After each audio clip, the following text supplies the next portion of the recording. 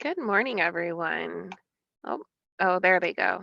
I was waiting for the numbers to start jumping. Now I see them moving. Good morning to you, Lori. How are you? I'm doing good. We just came from a holiday weekend. I forgot already. I was gonna not even say that. I was like, was that last weekend? But it was. So how was it? It was good. I spent most of my time in a pool. It was so hot. How Um, was it for you? well, that's what I heard.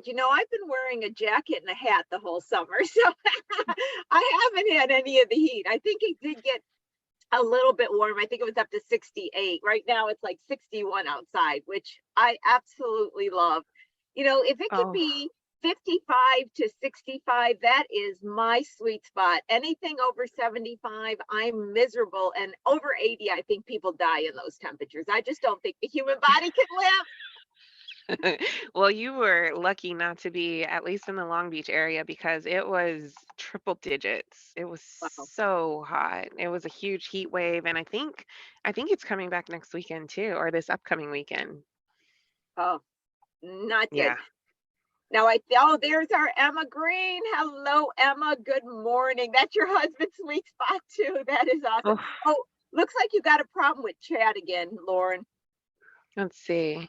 Hey, Emma, try putting something in the chat now and let me know if that worked for you. Ah, Oh, we're in. she got it. Okay, Awesome. we're up and ready to go. So, Lauren, I'll let you take it over and get this show on the road, as they say. Okay. Action. No pressure. Well, give me a couple of seconds. I'm going to go ahead and share my screen. Let's see. There we are. And oh, oh, technology.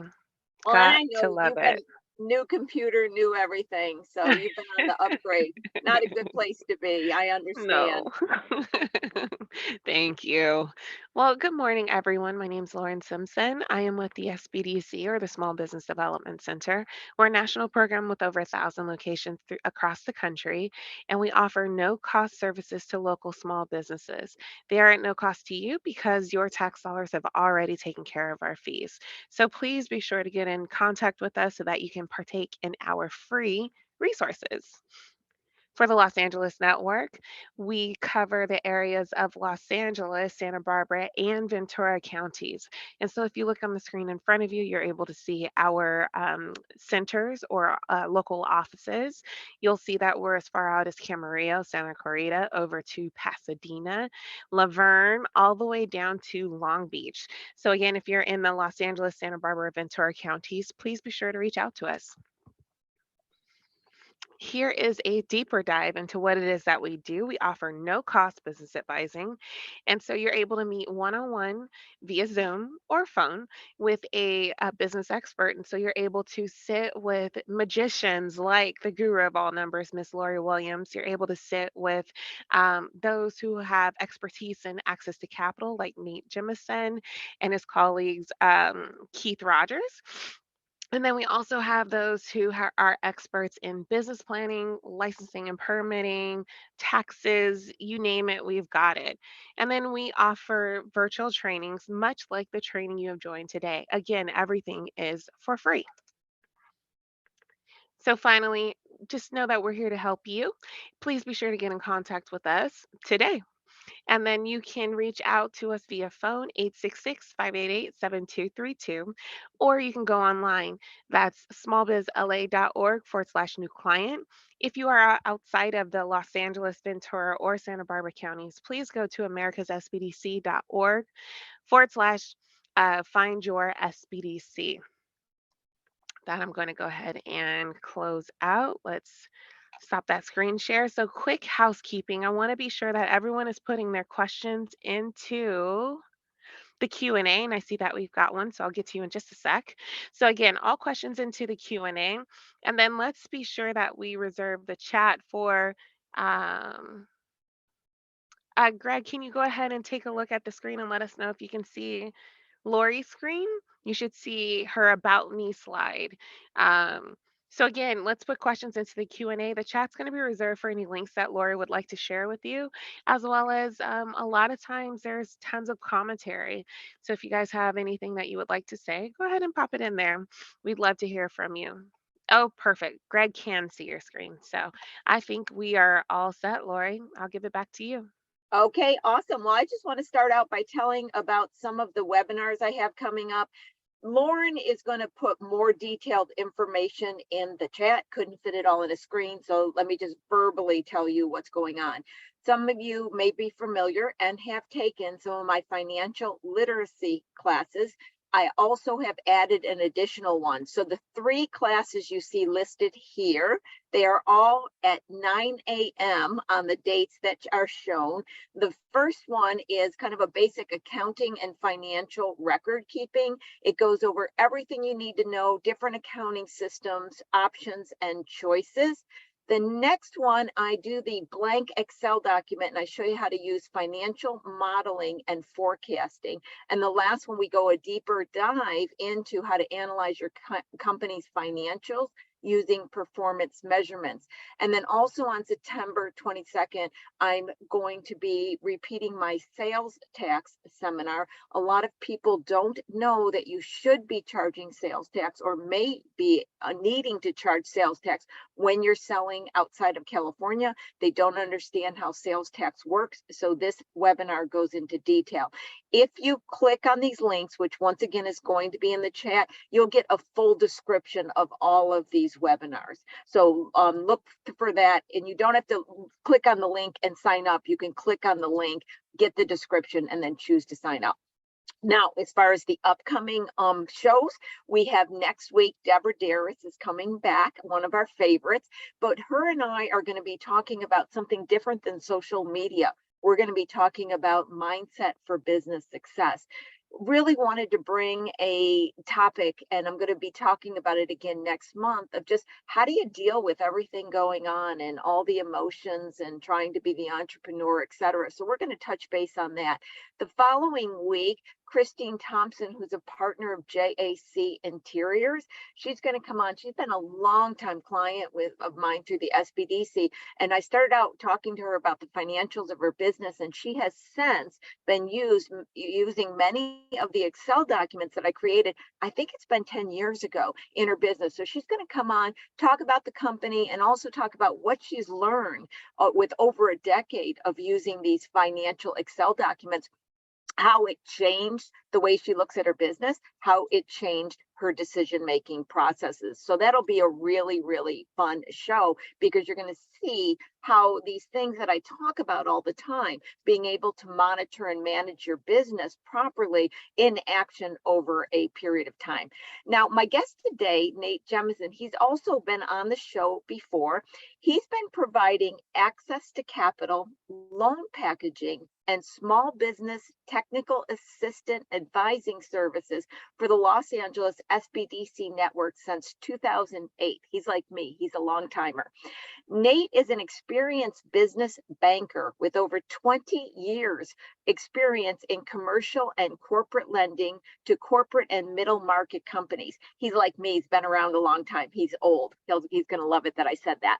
Nate's a graduate of California State University, Long Beach, and he has worked for the Security Pacific National Bank, Union Bank, and Manufacturers Bank after graduating from the formal Security Pacific Bank Commercial Loan Training Program in 1982.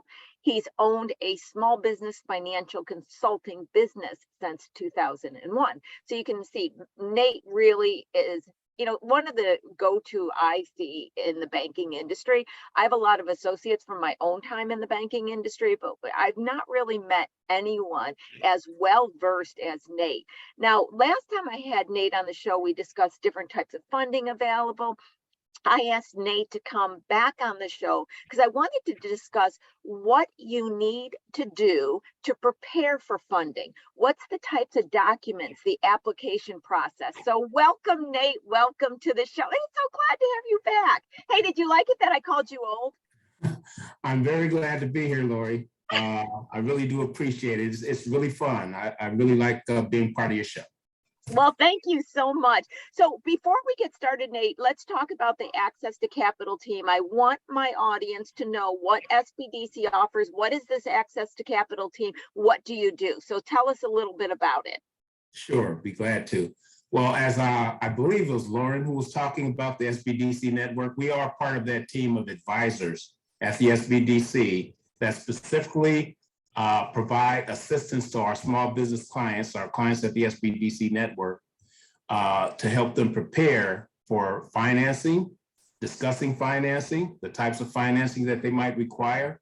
And we take their hand, kind of guide them along, just like you had mentioned earlier in your presentation, Lori, that you provide financial literacy. Well, we're kind of supportive of that because that's one of the key areas where we find that small business operators really kind of need that kind of assistance. So we help you and discuss financial statements, what's required, what is loan packaging, what's going to be needed, like documentation, some of the things we're going to go over today. Yeah, which is perfect. Now I'm going to ask you that question that, people hate to ask, right? But everybody wants to know. So Nate, we've gone through, the worst of COVID. Hopefully, we're back on the other side, but we're really not back. You know what I mean by that? We're really not. We can say we're back, but anybody who's in the audience is probably saying, Lori, no, I'm not back. I'm not back yet, right? But at the same time, we're not seeing the plethora of grants and financing that's coming from, government entities. So what's it like out there? What are you seeing in the marketplace? Availability, any type of specific opportunities for funding more prevalent than others? Just give us your expertise because you're out and about and see quite a lot. Yeah, well, you're right. What most lenders are kind of looking for is to make sure that the borrower, the business owner, has some idea of where they really want to go, where they're at, where they've been. And one of the things that we're seeing a lot of is a lot of people have accumulated debt over the last 2 years for those who have existing businesses. So how are they going to manage that debt going forward? And what it is they're looking to finance going forward? And do they have the capacity to do that? Because some have been successful in getting grant funds, which, are kind of forgiven or not, don't require any repayment, but some have accumulated other types of debts, including that alternative funding that's has been around for some time, that's very expensive. So a lot of opportunities for lenders to refinance debt. A lot of them are offering debt refinance programs because realizing that a lot of small business owners have accumulated some of their very expensive debt. And a lot of people are requesting debt refinancing because they want to kind of restructure, minimize and improve their cash flow by lowering their financing costs. Lenders are really looking for the individual to have good record keeping, though. And that's where it kind of comes back to you, Lori. I think your classes that you've mentioned that you're going to be having over the next several weeks could really help a lot of small business owners because you've got to have good record keeping. Financial projections is something that they're really looking at with good financial assumptions, recognizing that a lot of businesses have experienced losses in 2020 and 2021. So they're kind of looking back to see how far back they can go, like to 2019, how your business operated at that time, to match those kind of with your projections where you anticipate you're going to be in 1 year. So you want to kind of think about having monthly financial projections, but the money is out there. They're willing to lend, but you've got to have a really solid financial packages, which is something we're going to talk about today. Which is perfect, Nate. You're right, because I know for a lot in the audience, they probably went, whoa, he just said a mouthful. What did he say? But, before we go there, I want to just kind of an overall and give me your opinion on this. Having gone through, the different recessions, and the dot-com crisis, especially the housing market crisis, where I was actually in banking, I think at that time, that was about when I was a banker. What I noticed, and I believe it, this is my anecdotal evidence, is that sometimes what happens is when the economy is going well, the banks are less stringent in what they're looking at. They're not as particular. They're not requiring as much documentation. Then when things go bad, they turn around, and it's just like a human nature, right? It's like, oh yeah, we're good. And then when you get where you're a little bit scared, it's like, oh, let me see that T's crossed and the I's dotted. So I don't want to project this onto you, Nate, but I feel like there's been this big turn where suddenly the bankers are having 7 questions. I'm making that up rather than Mhm. one. And they're like, let me get in more detail on that. Are you seeing and feeling the same thing? Absolutely. They have turned the screws tighter. Yes. Lending policies have become more conservative as a result of the debt that's been accumulated in anticipation that there will be prospective losses that they might incur from the disaster financing that they provided some of the clients. So they really want to be careful in managing their portfolios to make sure that any loans they extend during this time, they're going to make sure all the I's are dotted and the T's are crossed. You have the ability to repay them. Gotcha. Because Go ahead. so that's very correct to what you're saying. The industry has gotten a little more conservative, as witnessed by, the increased interest rates. You're going to pay more money, for business loans these days. The prime rate's now at 5.5%. It's expected to go up again, I think, later this month. So you really got to have a good handle on your financing, your ability to repay those debts. So that's why they're requiring more scrutiny on these loan applications these days. Perfect word. So this is where I'm going with this, Nate. And you said a great word, scrutiny. That's the word I want to focus on here. So where I feel, once again, I don't want to put this on you. This is where my opinions on things, where the type of people we have in the audience and the type of companies we have in the SBDC, this is where they have a little bit of a disadvantage when it comes to documentation. Let me explain. So me as the CFO for more of the bigger companies, they had me as the CFO preparing all the documents. They got in front of a banker, they had it pretty much nailed down, right? But our clients aren't as savvy and understanding of the internal documentation. So I feel like right now we got a situation where clients kind of have gotten a little worse over the pandemic on having proper documentation, right? Everything's been crazy and out of control. And the banks are getting more strict about having proper documentation. And what I want to also express to the audience that I believe is that first introduction of your documents to a banker is crucial. If you don't have things in order or they don't look right, you begin, and this is a heavy word and I don't want to use this verbatim, but it's the only one, you become like a little bit more suspicious to them, and then you have to prove yourself a little bit more. And that's why I want to discuss this very important topic. So Nate, are you kind of feeling what I'm feeling? You seeing where I'm saying? Lori, one of my responsibilities under one of my contracts is as a credit underwriter. So this is leading definitely right up to what I've been experiencing lately. And one of the things that we're talking about is the documentation process, being prepared, having a loan package, making sure you understand what it is you're looking to finance. And that is a very good point you brought up, because we're seeing, if you're not really ready, you could get declined before you get started, basically, if you don't have documentation and fill out the information completely. And that kind of goes back to like the financial statement literacy you're talking about. So, for example, I'll just say a personal financial statement, although some people might look at it cavalierly, it should be completed accurately. And if you have errors there where the person does not put the proper numbers in a proper place, a lender might look at that and say, oh, these people, they're not there yet. They don't have the financial literacy. If you give them financial statements that don't make sense, they'll cut you off right there. And that patience is not there right now because, again, like we talked about earlier, the bandwidth for accepting those kind of packages that have errors and things like that will probably get the client automatically almost rejected. So you want to make sure you meet with someone who could probably provide you some assistance to prepare a good loan package, a loan application package. Laura, you had mentioned also that, working for larger companies, they have CFOs and CEOs and an accountant on staff. So their loan packages are a lot easier, and a lender would rather get to that deal than work with somebody who has probably less experience and their loan package is not as clean. So just be aware of that too. And there's a lot of documentation that's normally you should have. So standard stuff we'll talk about. It is so true. And that's why I've always, try to communicate this to our audience, because they don't comprehend that when you're a banker, sitting on the other side, you're start out like a little bit fearful. When times are going good, you pass things through, but when it's times are fearful, you're just more stringent, and somebody else comes in with this nice clean package, they're going to put them through.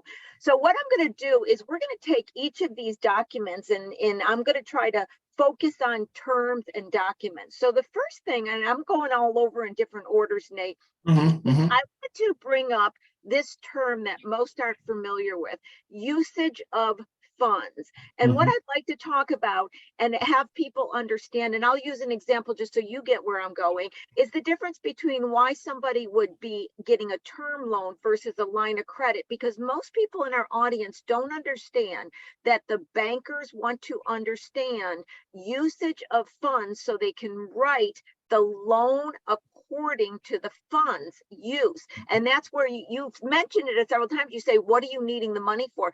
That sounds like a, and banks ask these questions in almost a slang way. And the people that are in our audience think they're being asked like, hey, man, what do you need the money for? But if a banker is asking it that way, every word you say counts. And I want to get that across too. So take usage of funds and how a person's spoken word really matters, and to take these questions seriously when they're asked by bankers. Okay. The best way I could probably describe a use of funds is relative to the asset. How is those funds going to benefit your business? Okay. If you need funds for working capital, that's your general working capital, is things like buy inventory, payroll. Those are normally things that are considered current assets. So if you're looking for financing for that, that could be a line of credit, okay? But if you're looking to buy a vehicle or equipment or anything that has a long-term benefit that is like a source of capital improvement to the business, that should be a term loan. So you should think in terms of, if the bank gave you the money that you're seeking, how are you going to use it? Well, I'm going to use a certain amount for payroll. I'm going to use a certain amount for equipment. You need to understand the way the bank's going to structure your loan probably is to try to accommodate you with a term loan. I'm sorry for this disruption. Yes, today's music.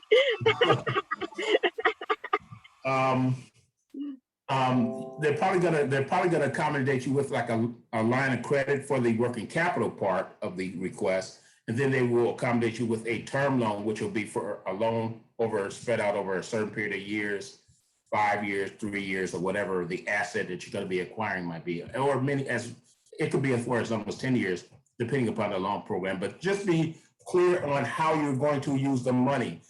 And like Lori said, a lot of times people just give me the money. I don't know how I'm even going to use it. I want a line of credit, and that's not going to work. They're going to want to know how you're going to use the money. So that way they structure the loan term in accordance with the use of the funds. Yep. And one of the words that Nate said is structuring. And what I like to explain to people, I always use this expression of pink bunny rabbits for Christmas for some reason. I don't know where that came up with this, but I would say, okay, so say you want to buy inventory and you're buying pink bunny rabbit stuffed toys that you're selling at Christmas time. They want you to be able to pay that back in the time that the profits from the sale came. They don't want that to be termed out as a loan. And so when Nate mentions loan structuring, when you're speaking, when a banker is asking a question and you're speaking to them, in the back of their head, they have to answer a question to their underwriters. What is the proper loan structure for this? So that's why the words really, really matter. So I thought I would start there with first, like knowing what you're needing the money for and the importance of communicating that effectively. And don't come in and say, well, I don't know, I might be using it. Be really clear on your first discussion with the banker. So now what I thought I would do, Nate, is I would split down in the type of documents, which those are historical. So we just know about getting, like the tax returns, we'll start there. And then we're going to go into those that are forecast. And that's where we're going to spend a bulk of time, because those are the ones that have to be created. So let's first go, what is that? I bet you can rattle it off. If I said, hey, Nate, I want a loan, you're going to write me an email. You're going to go, send me, and you're going to type this list. Can you rattle off the list of some documents, and then let's go through a few? Yeah, normally you would start off obviously with the tax returns. if it's an existing business, or even if it's a startup business, the lender's gonna always kind of look for 3 years of tax returns for the business or 3 years tax returns for the individual. Because in most cases, the individual is going to be asked to guarantee whether a business loan is going to be made. That's the first thing. Then they're going to ask you now, because we are in September now. Right. If you have an existing business, they're going to want to see your most recent interim 2022 financial statement. If you say you don't have it, that's going to be to your detriment, because that means that you're not really managing your revenues or knowing where you are financially. So that's going to be like a weakness. That's a point, and I wanted to stop on that one if I could just for a second, Nate. So an SBDC client working with another one of the access to capital people, because what I do, guys, is I help them behind to get the documents in order, the forecasts and stuff like that. I'm the behind the scenes. I told them my associating with banker days are done. I'm behind the scenes. But a client came to me and said, I have the historical data, but I don't have any of interim. Interim means up to this date. I don't have any internal financials, and they wanted me to get started. And I said, no. I said, it's September. Not only are they going to look at and go, you are operating your company with absolutely no numbers, to have no clue where your numbers going, but then you want me to look at your numbers in September, because you could be driving off the road. So what you're doing good last year on your tax returns, you could be going like this down the road. There's no way. And I go, if I even said to a banker, this client has no interims, they are going to hang up the phone. And I said, so she said, like, well, I got to get with my CPA and have them do the bookkeeping. I go, well, contact me when you do. And so she just got it back to me, but that's a live example where she thought she could go to a bank and say, well, here's my tax returns. I don't have any interims. No. So interims makes the bankers feel comfortable. Remember, whenever we think bankers, we got to think feel comfortable. We use that term, that's slang too. But it's like, I feel comfortable that you're going to still be in business. And I want to know what's happened of late. And Nate, that's another thing. I think interims are even more important now because we're on a choppy sea, right? Like on my little driving. And when you're on a choppy sea, you could be on great cruising and then a wave coming in. And so it's the same concept. Interims are really, really, really important. Very, very critical. While we're on these interims and we talk about them, some people don't use, well, first let's go away from QuickBooks for a second. Let's get away from QuickBooks. One of the things I like the audience to understand, that interims just need to be accurate and presented properly following financial layouts. Like, you have your revenue, you have your cost of goods. It isn't indicated by bankers what software. It could be an Excel document. So talk to that, Nate. People get confused on that. Yeah, if you went on Google, if you Googled a profit and loss statement, it's going to give you the basic format for revenues, cost of sales, operating expenses. You can use any of those things. Interim financial statements do not have to be CPA prepared or anything like that. It's just that they want to have an idea if you are keeping track of where you are, basically. So it could be written on a napkin, I would say, or something like that. But again, one of the things they're probably going to ask you for to back up some of that information is your bank statements for the last 6 months. So you want to make sure you keep a separate business bank account where you put all the deposits from your business in there, because they'll probably ask for those as additional backup data as part of your package. So be prepared to have business bank statements for maybe the last 6 months. Some lenders might ask for the last 90 days, in addition to your interim P&L statement, at least. Yeah, and that's a good point. If you got a corporation, an LLC, S Corp, C Corp, you have to have a separate bank account by rights of the corporation. But I always tell sole props, it's still such a good idea to have a separate business bank account, just like you said. And by the way, guys, in 3 weeks, I think it is, I'm going to have a whole show on the different corporations and stuff like that, the different legal structures. I'll be announcing that. But that's why I actually say you should have a separate bank account on them interim. So it doesn't, the format, like whether it's Excel or QuickBooks, doesn't matter, but it matters that it's correct. So while we're on interims, right, one last line before we go, this isn't like my soapbox pet peeve. People are using QuickBooks Online. They sync the data. They don't check if it's right. They print out the report. they hand it to the banker. When the bankers and myself look at a balance sheet, I can tell immediately it's wrong. And so the importance of understanding that having data, clicking a switch and letting everything mysteriously go in and sync and all things going to be perfect, it's probably not. Your comment on that, Nate?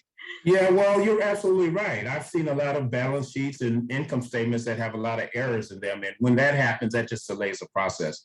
As I put my advisor hat on, although sometimes I'm really not encouraged to do that by the powers that be when I'm doing underwriting. But I normally would tell the client the issues that I see, the errors that they might have, why their loan application might get rejected because of those errors, or at least delayed.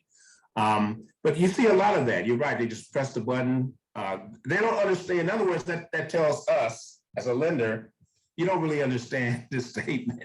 Right. You know, You're not using it. so you want to have an understanding of the financial statements. Again, that's kind of where Lori could help you with those literacy courses. If you really don't, it's something that, especially small entrepreneurs, they just waiting for their tax return or the tax time to come to do the statements annually and put everything in the right place. In the interims, they're just kind of like not really coherent. So, yeah.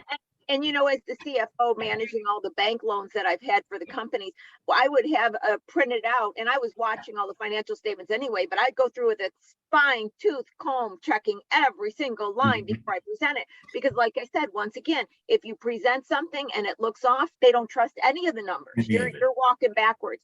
So before we get into forecast, let's pick up another term we used that and explain it. A lot of people, Nate, have never seen a personal financial statement. They don't know what that is. Talk about what that document is, how a bank looks at, why it's important, and what you need to do when you're filling it out. Personal financial statement is critical. A lot of times we find that the reason it's necessary is because the bank wants to assess the strength of the individual guarantor or the person who's filling out the personal financial statement. First, I want to say you do not include any business assets on your personal financial statement. We often see small businesses, including like the cash that's to be on the business bank statement, financial statements. They include that cash and things like that. Accounts receivable that are really just for the business, they include those on their personal financial statement. So you only want to include the personal assets that you own personally, not your business, okay? And your personal liabilities that you have, include everything too. Because sometimes people might own some real property and they don't want to put it on there because they think the bank's going to want to take it as collateral. That is not the case. You can only give your personal real estate that you own by signing it away. So they just can't take it without you signing it away. But you want to really disclose all the assets that you own, including when you do a personal financial statement, you need to include other assets, which could be a mobile home, because that's not quite an automobile, your toys, which are your jet skis and things like that. A lot of people exclude those type of assets because it's specifically asked for like automobiles, but it does have a category for other assets. And that would be where you would include things like a Rolex watch, for example, jewelry, because I've seen transactions happen or loans get approved when somebody has a classic car collection. They just so happen to go to a lender who likes classic cars. So he saw these other assets and he saw the list because they ask you to describe those other assets. And he had like a 40-something Ford and a 50-something Chevy. And the guy said, hey, I'll make the loan if this guy gives me the pink slips on those cars. Forget the business part of the loan. If he was willing to pledge those classic cars to get this loan, I'm willing to make a loan to him. Just based on that, because those cars had a very strong value and it's a good market for those kind of things. So disclose everything you own on a personal financial statement because they do need to see that again, because they want to assess your financial strength personally as you're going to be a personal guarantor for the loan. See, and that's a really good point, Nate. So there's two things, and then I'm going to get into a question that somebody put, because this works it in perfect in the timing. So guys, what Nate was expressing is when the underwriting teams look at that, they're looking for collateral, something of value to substantiate that loan. Very simply put, you don't pay, they take that, right? So when this Mhm. gentleman noted the classic cars, the person that was involved at the bank, he had an understanding of the value that these classic cars be. It's not like he said, "Oh, I love classic cars, so I love you, so I'm good." No, he understood the value and knew that the pink slip as collateral would have enough value to substantiate the loan. And that's why it's so important, because they're looking, what bankers looking for is they're looking for the structure, the loan structure, and then they're looking at going, what can I put against this so if you default I can come get. And that's what they're looking at. So a lot of times, especially the small business owners, they don't comprehend that they're borrowing money and pledging something. Mhm. Something is being pledged, Mhm. and that's collateral. And then I'm going to read this question because it's perfect, because I was going to just talk to you talk about what personal guarantee means. And I think you can filter in this question because it's kind of along the same line. There's 3 parts Anonymous asked in this great questions. How do you establish business credit? Is business credit associates with the owner's personal credit, right? Is business Mhm. credit associated with personal credit? What should a owner do to improve credit to get business credit? And I always am trying to explain to people, in a small business, your personal credit is the business credit. They are linked, but you take it from there, Nate. Talk about personal guarantees and how personal and business credit commingle in this fashion. Okay. The first opportunity a lender has to review your character per se is through your credit score. If you've got a 500 credit score, for example, that means that you probably had some bumps in the road along the way. If there are a lot of, like, say, like 30-day lates, bankruptcies and things like that, you're going to have a hard time convincing a lender to provide you with financing. Now, you might have a good explanation for it. You know, people get divorced and things happen. You have to be in a position to be able to explain those things. So the credit score is kind of the first window. That's why some lenders have a policy. We don't finance anybody with credit scores less than 680. We don't finance anybody with credit scores less than 600, regardless of what everything else looks like, because that's a reflection on how you might manage their loan, their business loan. Now, if you've got an established business, you might have a record already of establishing a business profile, but I can still tell you, if your personal credit score doesn't match even a satisfactory business score, you're still going to have to address your personal credit score. Because again, it goes back to a personal guarantee. If the business failed, they're going to want to rely on you to come through and repay the loan, either through a liquidation of your assets, or possibly if you can go back to that old job you might have had where you made a whole lot of money. They might want you to take on some personal debt to pay them off, like a home equity line or loan. You know, that's a way that, that's why when people have real estate collateral, a lender might require that you pledge your real property, your home, to support the loan that you might be getting. But again, if it's not available, because in a lot of cases, sometimes people's spouses are not happy to do that, and the lender could kind of get around that if they could justify doing it with maybe just the business assets. But the credit score is very important. So I encourage everybody, once you get a business going, you open up a business credit card so you can start establishing a business credit history. If you have suppliers that are that you pay to supply you with merchandise, check with them to find out if they are on a credit reporting service. They can probably add you to help build your business credit. But again, it does come down to the individual credit score as well as the first look to see how you manage your credit. If you got an 800 score, they're going to like it. They're going to say, well, the likelihood that this person is going to probably pay us off, honor their commitment, their business commitment, is very high because they handle their personal credit affairs very good. So that's kind of all I would say on that. But maybe I should say one more thing. Just because you get a business loans do not show up on your personal credit history. You know, unless it's something that is agreed to that the lender will do. There's some nonprofit lenders and things like that might report it. But normally, anytime you get like $100,000 loan, a business loan, it's not going to show up on your personal credit profile. It's going to probably be just on the business profile that's established with that creditor. So you really don't have to worry about that. But you need to manage your personal credit obligations as agreed to really improve your chances of getting business credit. You are, and it's really almost impossible, if not impossible, to get the loan without the personal guarantee. And the personal guarantee is if the business doesn't pay, you're on the hook. I had some companies as a CFO that I was like, they were like 20, 30, 40 million. And a couple of them, one of them, I was able to get didn't have to have my house as collateral, but the personal guarantee was there. I mean, I was always struggling because Uh-huh.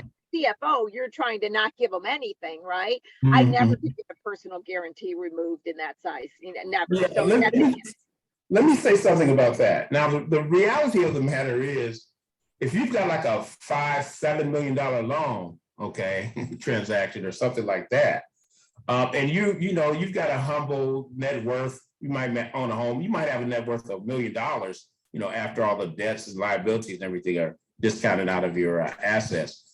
Realistically, a lender's saying, you're really not going to be able to pay this $5 million loan back in full. They understand that.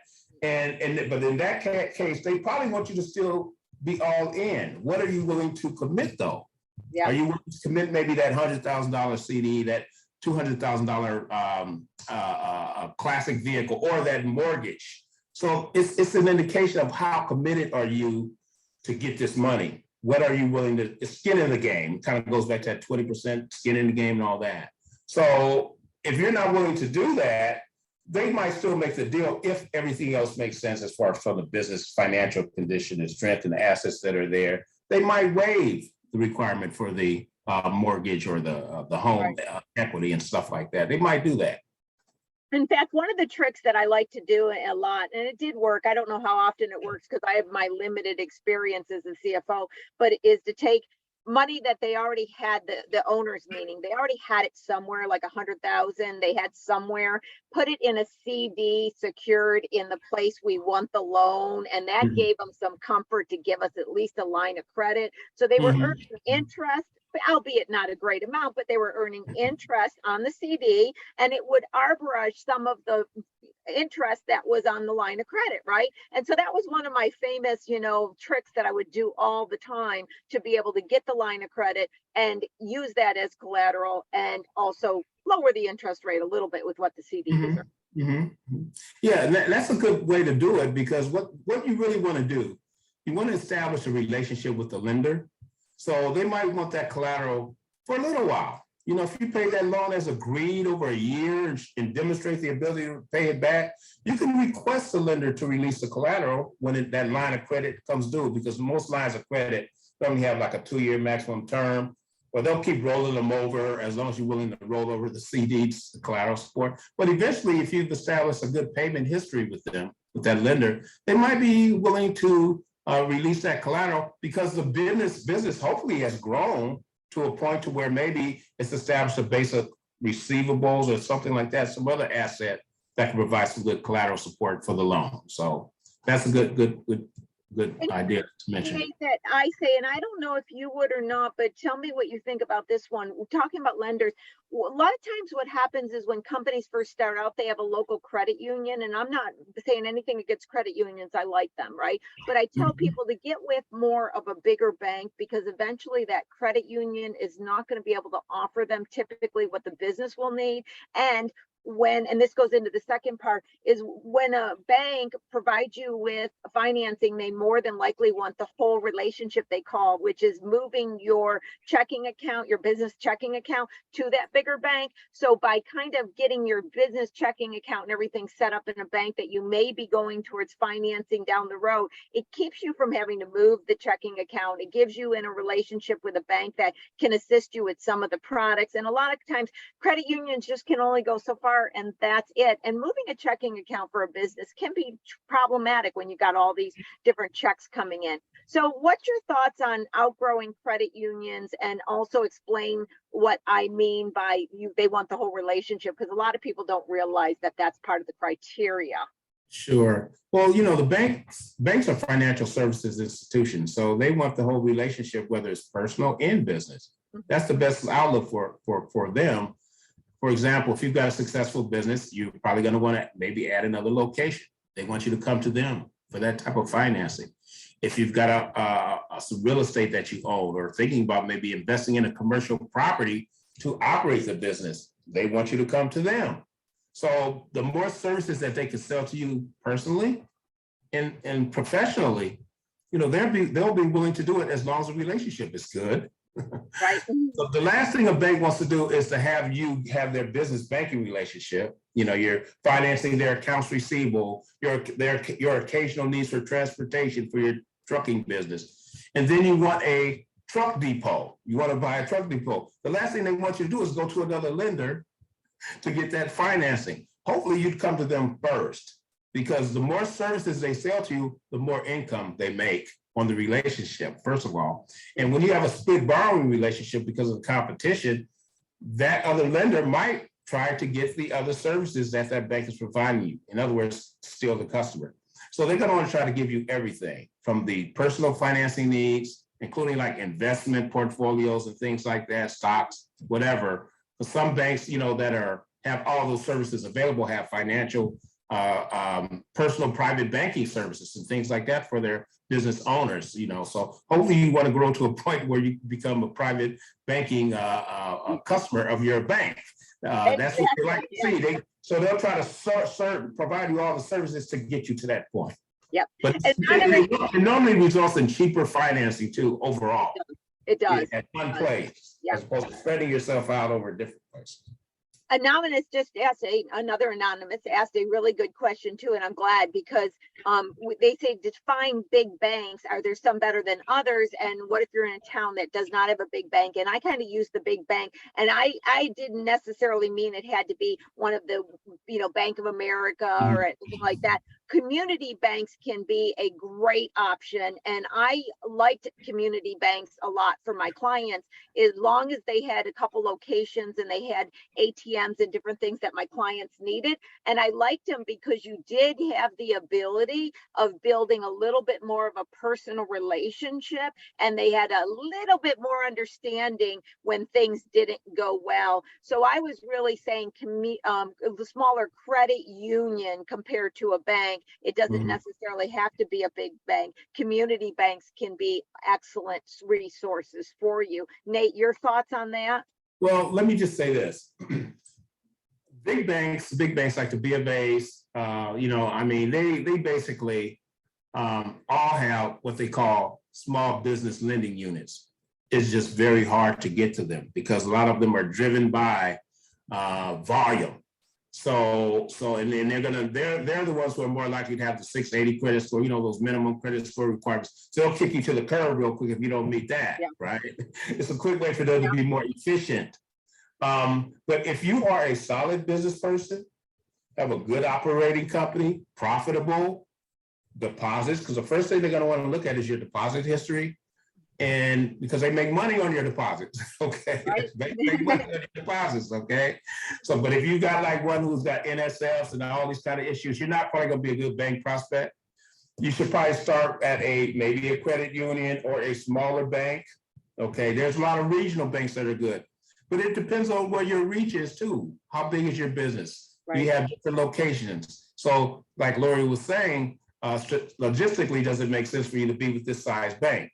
But you want to be at a bank that's going to be able to satisfy all the needs of your business, probably some of your personal needs as well, where you won't have a split borrowing relationship.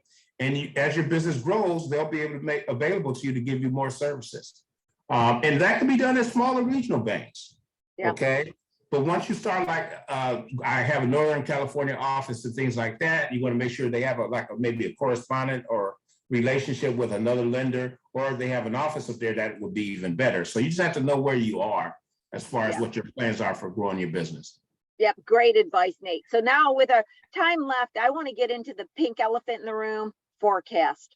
So here's she's laughing already. He's laughing. It's okay. I want to, what I see now is, especially, I feel like even more than I've seen in my career, forecasts are being really looked at by banks. And I think it's because of the COVID. They're wanting to look at 2019. They can't really look at 2020, 21, 22. they can't really look at that. So 22 starting to give them a picture, and then all of a sudden these forecasts matter more than ever before. Number one. Number two, your forecasts don't have the previous year's historical data. It's not like a normal forecast because of COVID years, right? Because normally you could say, okay, well, they increased it slightly. Now you're having to justify from 2019, which they're not sure. So the forecasts are convoluted right now. So I'm doing a lot of forecasting with people that are needing to take the documents to the bank, and I'm having to really express to the client, we have to have sound arguments. And I use the word argument like not we're arguing, that's a justification, a backup. It's a legal term, but we have to have a strong documentation to support this forecast. We're not just going to go, well, let's take this number and do 10% across the board, right? So that's my statements on forecast, but I just want to make enough just to get you going. I think we really need to have the audience understand forecasting and the importance in lending. And I don't care if you're going for financing today or you're going for financing in a year, or you think you ever need to go for foreign financing. This is an important topic. Go ahead, take it, Nate. I'll start off with understanding is the first thing you really want to have a clear idea on is what it is you do, what service you provide, products you provide, things like that. Then you want to kind of focus on the cost to produce your product or to provide your service. You got to think about like where it was. 2019 could be like a benchmark because that's how things were back then. But think about how those delivering those services have been impacted the last 2 years. Costs have really escalated in some cases, especially like shipping costs. So you need to understand those kind of things. So trying to prepare projection using 2019 cost numbers is not going to really fly because the lender is going to say, well, the shipping costs have increased substantially last year. So you got to be aware of those kind of variables that you look at in your projections. But the word you're saying is assumptions have to be good financial assumptions for your revenues or sales. Good assumptions for your cost of goods sold. You have to have solid assumptions for some of the operating expense variables that go into producing a P&L. Those things are closely scrutinized right now. So it's your financial assumptions that you have to have that justify these projections. So we use the word assumptions. Your financial assumptions, where are your financial assumptions that support these projections you're saying? That's what they scrutinize a lot of right now. And go ahead. And some businesses are recovering very strongly. Like, for example, if you were in the entertainment industry, and some hospitality businesses are recovering very strongly right now, but that might be a temporary blip because a lot of people have this pent up, we've been shut in, so we go out, we might rush out for the first 90 days, but then again, by month number 5, things might slow down. So that's why the assumptions are very, very, very important. So you have to know your industry to build a good set of projections. But those are very necessary right now. Yeah. What I've been having the clients do is get your most recent vendor invoices that, whether you're buying the product already made from a manufacturer, whether you're buying the pieces and making it, whether you're having it shipped from China, whatever. Get the most recent invoices. So we got this is what I'm selling it at today. That's what the sales price is today. This is what the cost is. So you can get your gross profit margin correct. And then use that as a fundamental benchmark when you're predicting your forecast going forward. And also to have a good, strong statements to your assumptions. I use the word argument, but statements such as if you're showing a major increase, how did you get this? You might say something like, we have a client that informed us that they're going to be doing a big purchase, or we have a PO coming, or we're doing, some story that goes forth and states how you're getting the numbers, especially the sales increases right now. Would you say that is also an important portion? Absolutely. In other words, if I look at a company that had $200,000 in sales last year, just say, for example, in 2021, and they're projecting for 2022 that they're going to do about 400. Well, I want to see that interim financial statement at least reflect that increase. I don't want to see it saying like $100,000 as of right now, you're going to do $400,000 by the end of the year after doing just $200,000. That's not going to be realistic. So having the assumptions again to justify why the sales might bump up substantially, maybe it's going to happen all in the fourth quarter. You might have a large amount of demand for the product during that because the business might be seasonal. So understanding your business and what might be available will really help prepare those financial projections and assumptions. And, Yeah. I always look at it like, because I look at things from the CFO perspective, Mhm. I always think of it, that old concept of have your house ready. You may have a guest over for dinner at any time. Yeah, that one. I feel as though even if you don't feel as though you're going to need financing today, get your house in order, get these documents, get your interim, because usually what I've seen, Nate, is something like this. I'm going to go on the positive side. Suddenly you get a bigger order than you ever had before. You need some kind of financing to help you to buy that inventory. You're going to work your butt off. You don't have time to get it in order, or you just lost the major company that was going to be the sales for next month. What I'm saying is on either end, usually when you need financing, the need creeps up suddenly. And so you want to make sure that you don't say, well, these are things, if I ever look for funding, I always say, be prepared always and be ready, because you don't know what's going to happen. I agree with that 100%. And that has to do with, like you were saying, being up to date with your record keeping, your financial reporting and things like that, always having it available. You never know when you're going to need it. Because when those things happen, often I've seen the disastrous part of it, where they go and get this expensive financing because they can fund your loan in 30 days or 3-4 days based on some credit card or some PO or something like that. And then they end up coming to the lender for more affordable financing later on. So you want to avoid that trap. Yeah. So be prepared all the time, because if you're not ready, as far as having documentation where you can get a conventional, more affordable loan, you're going to find yourself going to an online lender that's going to charge you an arm and a leg because you really want to satisfy that large invoice, that large order, and you'll just do whatever you can to get it at a 30 or 40% rate from that online lender who just doesn't want to look at your bank statements or something like that. You want to avoid those situations by having your financial records ready to get the apply for more affordable financing. While we're talking with, online lenders, and without saying anything against or putting any like on the awareness side, more on the awareness, Nate, what I'm seeing is a lot of clients are making use of these third parties that are offering it because they're point of sale places. They know that you've got certain sales happening. And so they're saying, well, you can borrow 3,000 and we'll take it out of the purchases.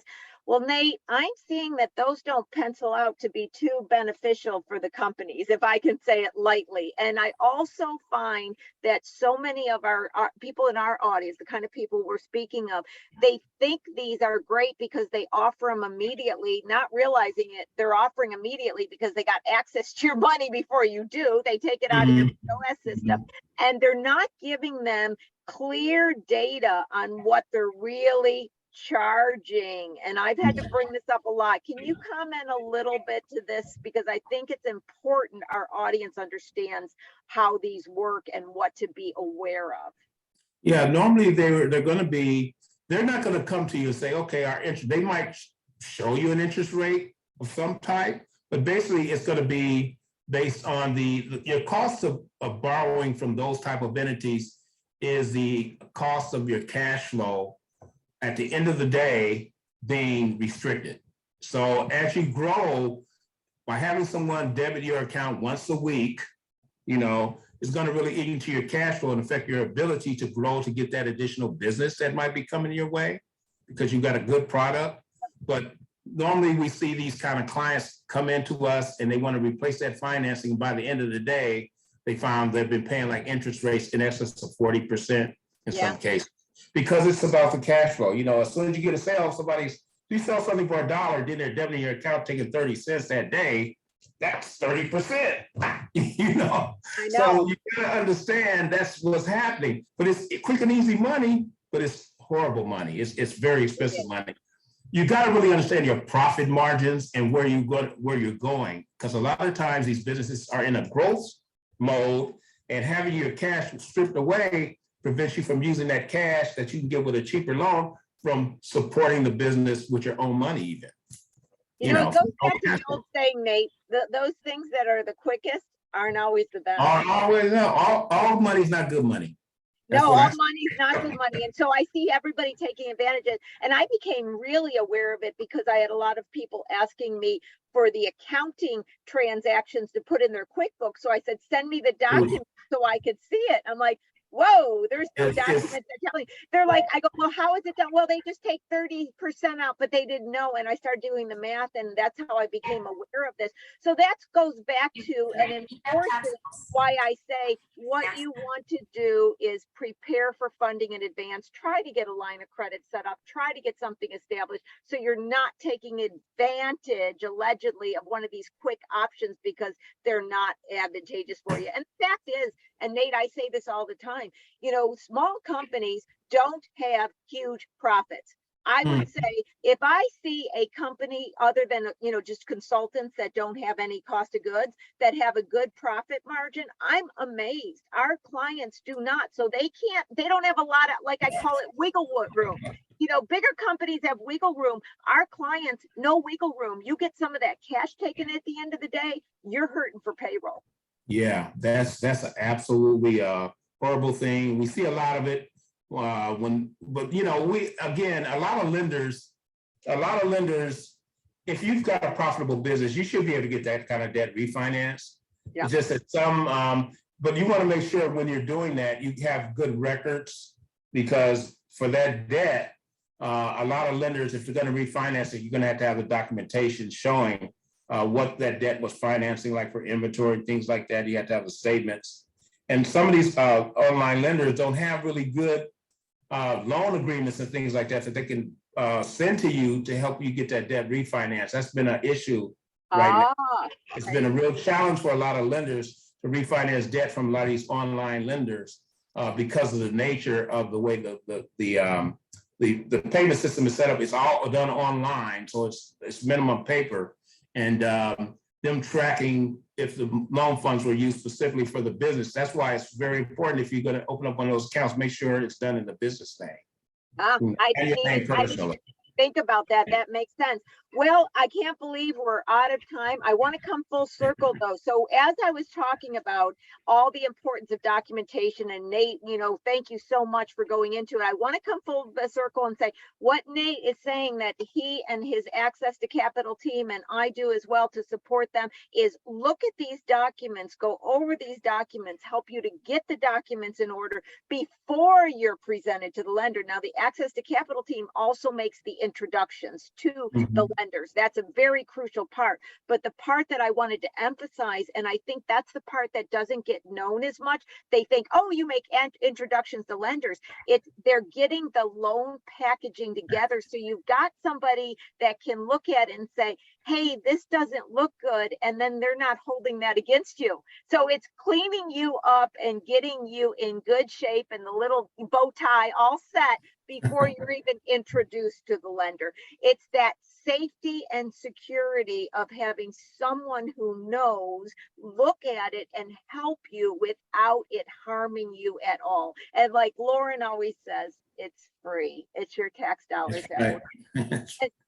Yes, exactly. So Lauren, I'm going to bring you back into this. Nate, thank you. This was another wonderful discussion. You know, Lauren, I'm just going to have to bring Nate back in every few months, because I feel like we get so much across to the audience that they need to know about. And I don't hear other people talking about it like we talk about it behind the scenes, you know?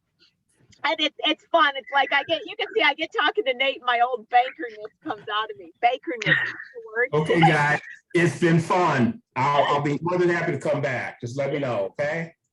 Awesome. Thank you, Nate. Thank you to all the audience. Thank you, Nate. Frequent flyers that are here. If you want to get in touch with Nate, the Access to Capital team, or myself, send an email to Lauren. You know, Lauren directs everything. If we haven't heard back from us, send another one, because as of right now, I think I'm caught up on all the emails and got in touch with everybody. Sorry, I didn't get to the one question, Stephen. I had run out of time by the time that you sent it. So if you want, you can email that to me or to Lauren, and I'll get back on that. So Lauren, grab that question and send it to me through an email so I can get back to Stephen because I just didn't have time to.